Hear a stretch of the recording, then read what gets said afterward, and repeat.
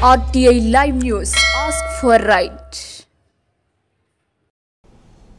నమస్తే welcome to RTI live news.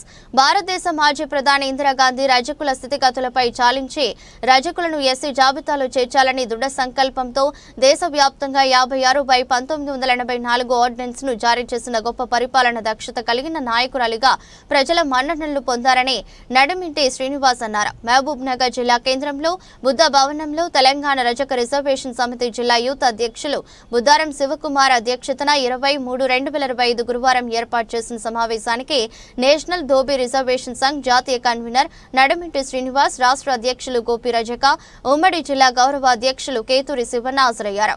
కార్యక్రమంలో జిల్లా యూత్ సంయుక్త కార్యదర్శి సిహెచ్ మనోహర్, పట్న వర్కింగ్ ప్రెసిడెంట్ మడేలయ్య నాగేష్ తదితరులు పాల్గొన్నారు.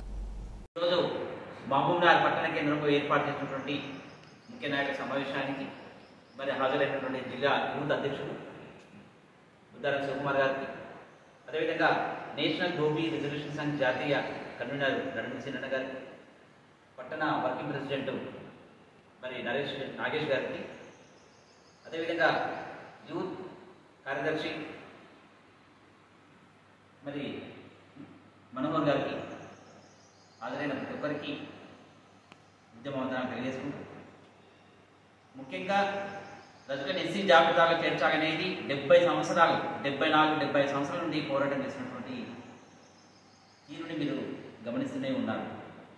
ఆ దిశలో ఇందిరాగాంధీ ఆనాడు 1984లో 56లో ఆర్డినెన్స్ తీసుకొచ్చినట్టే మరి ఈ బీజేపీ ప్రభుత్వం కూడా ఒక ఆర్డినెన్స్ తీసుకొచ్చి మిగతా 11 రాష్ట్రాలని ఎస్సీలో చేరిస్తే మేము వెన్నట్టు ఉంటామని సందర్భంగా తెలుసుకుంటాం. అంతేకాకుండా మరి తెలంగాణలో 2018 మేనిఫెస్టోలో కూడా పెట్టడం జరిగింది బీజేపీ మా ప్రభుత్వం వస్తే తప్పకుండా రజకులను ఎస్సీ జాబితాలో చేరుస్తామని. రేవంత్ రెడ్డి గారు 2016 మరి వారు అసెంబ్లీ సాక్షిగా మాట్లాడడం జరిగింది రజకులను ఎస్సీ జాబితాలో చేర్చాలని. అదేవిధంగా నారా చంద్రబాబు నాయుడు గారు మరి లోకేష్ యువగల పాదయాత్రలో మా ప్రభుత్వం కానీ మాకు సానుకూలమైనటువంటి ప్రభుత్వం కేంద్రం వస్తే కానీ తప్పకుండా రజకులను ఎస్సీ జాబితాలో చేరుస్తామని చెప్పి నారా చంద్రబాబు నాయుడు కూడా చెప్పడం జరిగింది. అదేవిధంగా రాహుల్ గాంధీ గారు కూడా ఒక సభలో రజకులను ఎస్సీ జాబితాలో చేర్చాలని చెప్పి ఒక అంశాన్ని ఇవ్వడం జరిగింది.